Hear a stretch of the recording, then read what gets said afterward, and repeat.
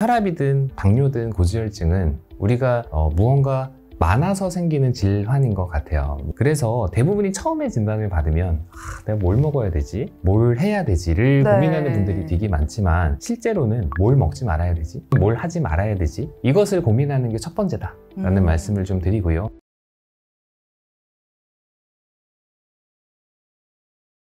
안녕하세요. 웰체크 아나운서 백선혜입니다. 지난 시간에는 우리가 관리해 나가야 하는 당뇨병이 도대체 어떤 병인지 간략하게 배워봤습니다. 그런데 이런 궁금증을 가지는 분들이 참 많은 것 같더라고요. 혈당이 높아지는 병이라면서요. 합병증은 왜 생기나요? 혈당이 많이 높지 않을 때는 대부분 증상이 없다면서요. 그 정도로 유지되면 괜찮은 거 아닌가요? 흔히들 당뇨병은 그 합병증이 더 무섭다고는 하지만 합병증은 도대체 왜 생기는지 또 어떤 합병증들이 있는지 모르는 경우가 참 많죠. 그래서 저도 좀 공부를 해봤거든요. 당뇨병 합병증은 심뇌혈관부터 미세혈관까지 모두 발생할 수 있습니다. 사실상 혈관이 퍼져 있는 전신에 합병증이 발생할 수 있다는 생각에 좀 무서워지기도 하더라고요. 오늘은 그 중에서도 심뇌혈관 합병증에 대해서 알아보겠습니다. 자, 함께 가실까요? 네, 원장님 어서 오세요. 원장님, 시청자 여러분께도 한번 인사 부탁드리겠습니다. 네, 안녕하십니까. 수원의 입북 삼성가정의학과 원장 유승호라고 합니다. 반갑습니다. 네, 원장님, 오늘은 당뇨병 중에서도 심뇌혈관 합병증에 대해서 다뤄주신다라고 들었습니다. 어떤 이야기 전해주실까요? 네, 오늘 당뇨병이 무서운 이유가 아까 아나운서 선생님께서 말씀하신 것처럼 합병증이 제일 무서운 건데요. 그 중에서도 우리가 당뇨병을 조절하는 첫 번째 목적은 심혈관, 뇌혈관, 심뇌혈관 합병증을 예방하는 데 있거든요. 다만 이것이 오늘 내일 문제가 생기는 경우는 매우 드물고요. 네. 올해 내년에 문제가 생기는 경우도 좀 드문데 대부분은 5년, 10년, 20년, 30년 뒤 우리가 예전처럼 평균 수명이 길지 않을 때 내 혈관 잘 쓰다가 삶을 마감했다라고 한다면 요즘처럼 이제 100세 인생 평균 수명이 굉장히 긴데 100년 동안 기능을 하기에는 우리 혈관이 좀 약한 것 같아요. 거기에 대한 이야기를 좀 드려보도록 하겠습니다. 네.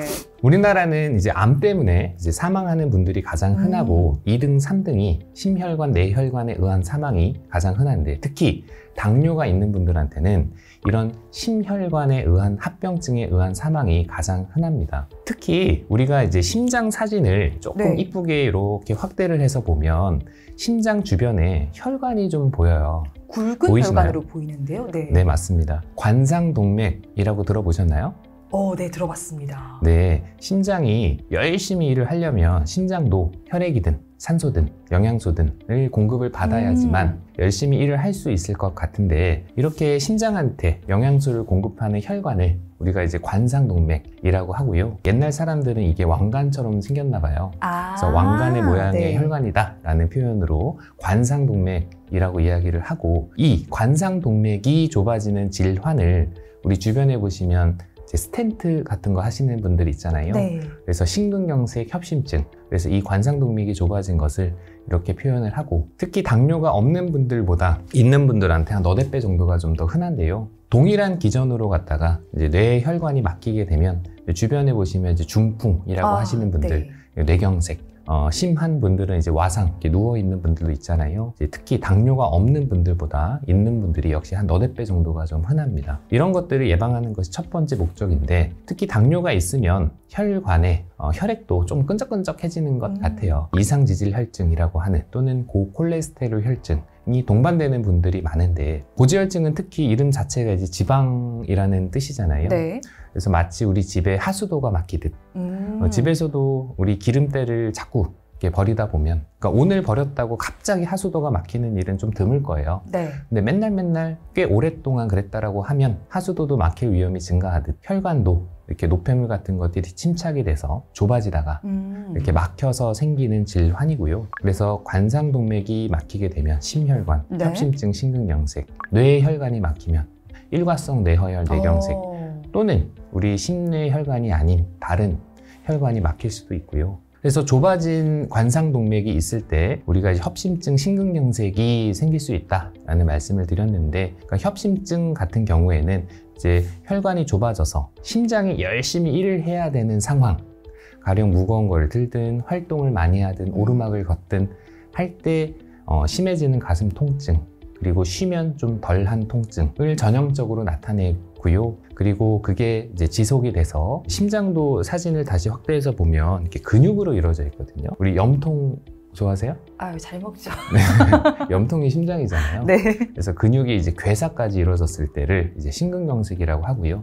이미 괴사가 이루어졌기 때문에 좀 지속 시간이 깁니다. 그래서 교과서에서는 30분 이상이라는 표현을 쓰는데 쉬어도 호전되지 않는 가슴 통증을 호소하게 되고, 사실 이런 협심증 심근경색 같은 증상은 있을 땐 이미 조금 늦은 면이 있거든요. 네. 그래서 이런 것들을 예방하는 게 그래서 당뇨 관리가 중요하다라는 말씀을 덧붙여서 말씀을 드리고요. 뇌 혈관이 막히게 되면 이제 두통, 어지러움, 이렇게 편측으로 동반된 운동 소실, 감각 소실, 뭐 시력 상실 등이 나타날 수 있고, 증상이 나타났다면 조금 늦었을 수도 있다라는 말씀을 드리고, 그래서 이것이 생기지 않게 하는 것이 우리가 당뇨 등 만성질환을 조절하는 첫 번째 목적이니까요. 기타 다른 혈관이 막혔을 때, 특히 다리 혈관이 막히면 걸을 때 막 쥐어짜는 듯한 통증, 네. 그리고 쉬면 좀 덜한 통증이 동반될 수 있고, 이건 역시 증상이 나타나면 조금 늦은 감이 있다라는 말씀을 드립니다. 우리가 이런 혈관 합병증을 유발하는 요인들은 여러 가지가 있을 것 같아요. 당뇨가 있다라든가,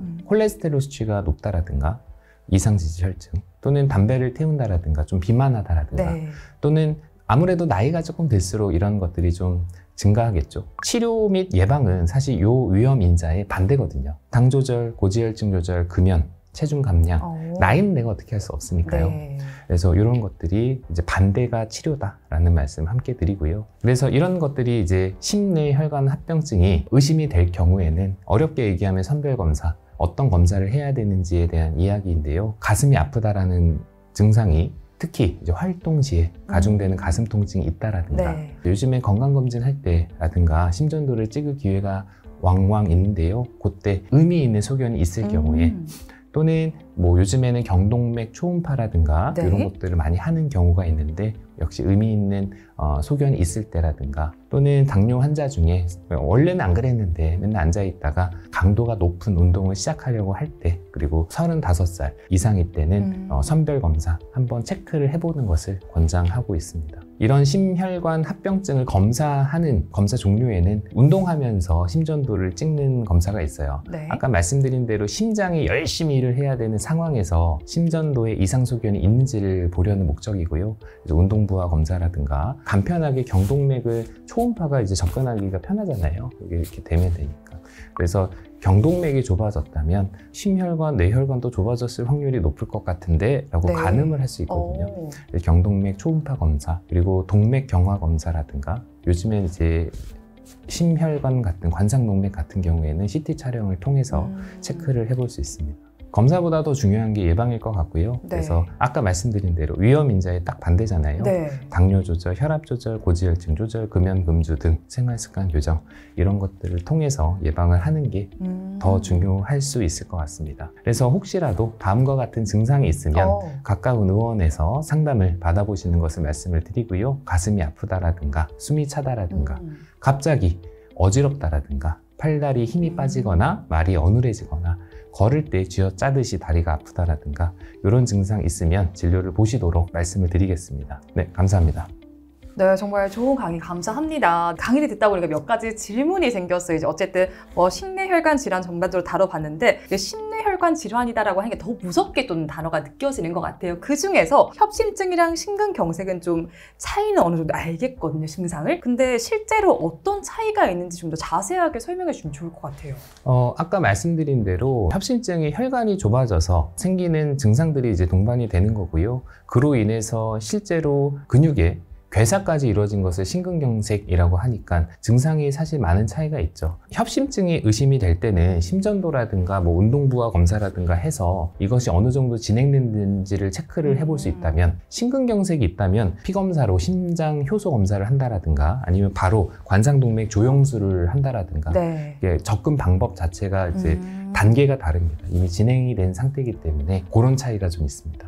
차이점도 잘 알아봤고요. 그러면 이제 어지러움증도 사실 말씀을 아까 전에 주셨잖아요. 증상 중에 나오는데 그러니까 뇌졸중으로 인해서도 어지러울 수가 있고 뭐 과로나 빈혈로 인해서도 어지러울 수가 있잖아요. 사실 이게 어지럽다고 증상만 느끼면 어떤 것 때문인지 알기가 어려울 것 같아요. 구분할 수 있는 뭐 가늠자가 있을까요? 일단은 뇌졸중에 의한 어지러움증과 기타 다른 원인에 의한 어지러움증은 상당히 구분하기가 어려운 경우가 더 많아요. 그러니까 전형적인 증상이 나타난다면 그럴 수 있겠지만 그렇지 않은 경우가 사실은 더 많기 때문에 그래서 그것에 대해서는 일단은 미리 말씀을 좀 드리고 만약에 편측으로 동반된 팔다리에 좀 힘이 빠진다라든가 네. 말이 좀 어눌해진다라든가 이런 증상이 뇌졸중에 의한 어지러움에 더 많이 동반되는 경우도 있고요. 언제부터 어지러웠어요? 라고 그랬을 때 뇌졸중에서는 본인이 시작 시점을 기억하는 경우도 있거든요. 나 아침에 한 숟갈 딱 들을 때부터 네. 그랬어. 머리가 그때부터 아팠어. 라든가 증상의 시작 시점을 네. 조금 정확하게 기억을 하신다라든가 뇌출혈 같은 경우에는 뭐 두통의 정도가 뭐 깨질 것처럼 머리가 좀 아프다라든가 구역감 또는 뭐 구토라든가 또는 시력 증상이라든가 시각 증상이라든가 이런 게 동반이 되면 이제 우리는 조금 어렵게 얘기해서 중추성 뇌에서 기인하는 증상으로 보는데요. 그런 증상이 있다면 뇌졸중을 조금 더 의심할 수 있을 것 같고요. 가장 중요한 거는 이제 과거력, 가령 내가 그동안 당뇨든 혈압이든 고지혈증 또는 흡연 이런 것들에 대해서 관리가 좀 미진한 상태에서 그런 증상이 발생을 했다면 이제 중추성에 대해서 조금 더 면밀하게 좀 봐야 될 것 같습니다. 그럼 이제 사실 뭐 동반 증상이 있을 때는 좀 더 심해진 상태다라고 좀 평가를 해볼 수도 있는 것 같아요. 네. 근데 그러면 갑자기 이렇게 심혈관 증상이 발생을 했을 때 당황스럽잖아요. 근데 뭐 바로 병원에 가도 참 좋겠지만 그렇지 못한 상황이 참 많습니다. 스스로 대처할 수 있는 이런 뭐 응급처치 방법 이런 거 있을까요? 일단은 우리가 가령 드라마를 볼 때요. 어떤 분이 이렇게 픽 쓰러지면 제일 먼저 하는 게 인공호흡이잖아요. 저도 얼마 전에 픽 쓰러졌거든요. 네네네. 근데 우리는 평균적으로 119에 신고를 했을 때 10분 미만이에요. 제가 데이터는 정확하게 기억이 안 나는데 가령 우리나라랑 미국이 이 매뉴얼이 조금 다른 게 우리는 call first입니다. 신고 먼저. 그러니까 심뇌혈관 합병증이 지금 발생을 해서 이분이 그것이 의심이 되면 빨리 신고부터 그래서 구급차를 타고 인근에 가까운 의료기관을 방문하는 거를 먼저 하고요. 가령 땅덩어리가 더 넓은 그런 나라에서는 CPR이라든가 심폐소생술을 먼저 하는 게 매뉴얼이기도 하거든요. 그래서 혹시 진짜 그게 의심이 돼서 의식이 좀 소실이 있다라든가 이럴 때는 신고를 먼저 하고 그 다음 뭐 눕힌 다음에 안정을 좀 취하고 그리고 나서 이제 의식이 진짜 없고 호흡이 없다라고 한다면 이제 뭐 심폐소생술이라든가 이런 거를 진행할 수 있을 것 같습니다. 먼저 이제 스스로 응급처치를 바로바로 하기보다는 신고 먼저 하는 습관을 기르는 게 좋을 것 같습니다. 자, 그렇다면 운동 부하 검사로요, 선생님. 뇌혈관 합병증 여부도 진단을 해볼 수 있을까요?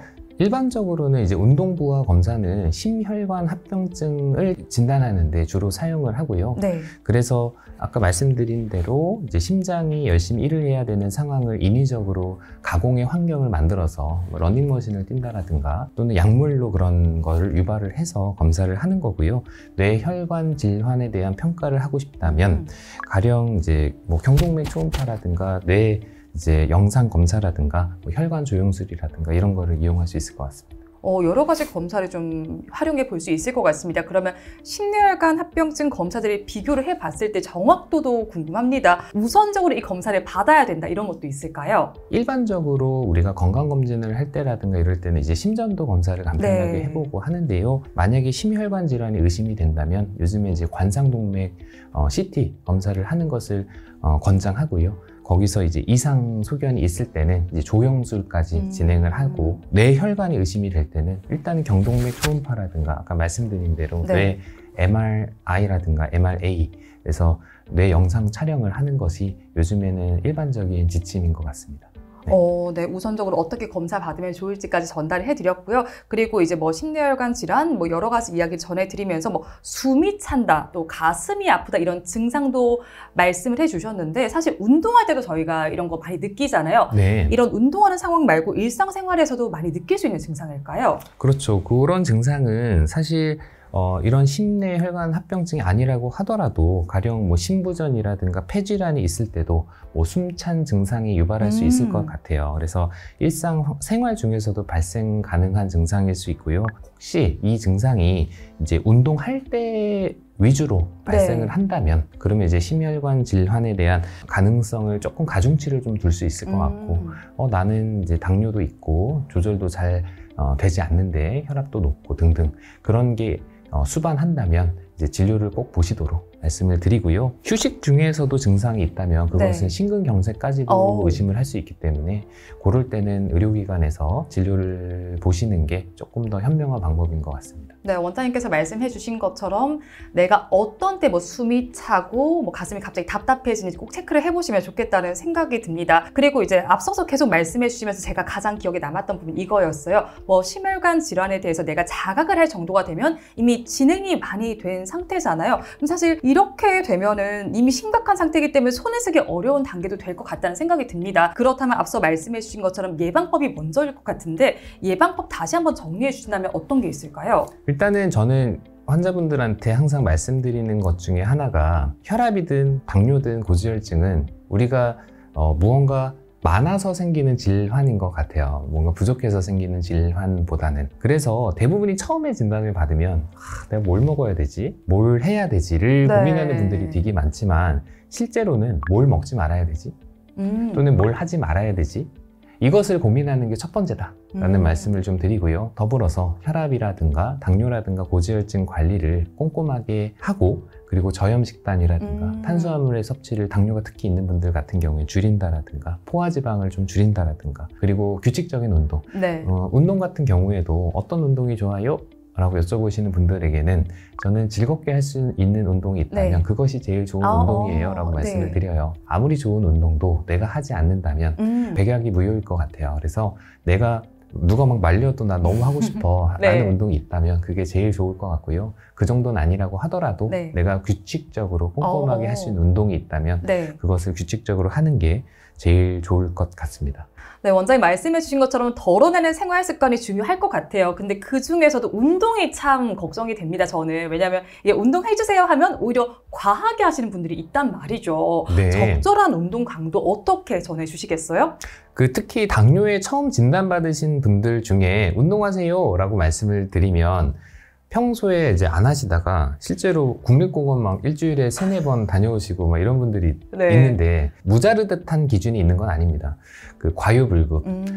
실제로 내가 증상이 동반되지 않는 범위에 중간, 절반 정도에서 서서히 스텝업 한다라고 돼 있거든요. 만약에 내가 운동에 좀 미숙한 분들이라고 한다면 예전에 운동을 많이 안 해보셨던 분들이라고 한다면 전문가의 도움을 받는 것도 좋을 것 같아요. 왜냐하면 운동도 가령 근육을 단련해야 될 텐데 근육을 쓰지 않고 관절을 사용하시는 분들이 있어서 그러니까 근력 운동을 할 때도 이렇게 관절을 쓰시는 분들이 있거든요. 그러니까 운동도 워낙에 전문적인 분야이기 때문에 그런 분들에게는 전문가의 도움을 받으면서 내가 즐겁게 할 수 있는 운동의 정도와 그리고 강도를 찾아가는 것도 그것도 좀 지난한 과정이 필요할 수 있을 것 같은데 찾아가는 것도 좀 과정일 것 같습니다.